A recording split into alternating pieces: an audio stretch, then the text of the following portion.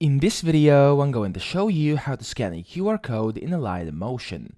So it's actually quite simple. First, once you found a QR code on your mobile device, so let's say this is over here on Pinterest, this is one of the QR codes you want to scan, for example, this one, which is a preset, you simply want to just open it up either on your phone or somewhere else, for example, on your computer, just like I'm doing right now, and you want to simply use your mobile device and open up your QR code scanner. Now, this can either be Google Lens, so this is this one over here, in case you didn't know, this is Google Lens, everybody has this on their mobile device, it's this thing over here, and you can just point it towards your QR code and scan it via that, or just use the QR code scanner on your device in case your device has one by default.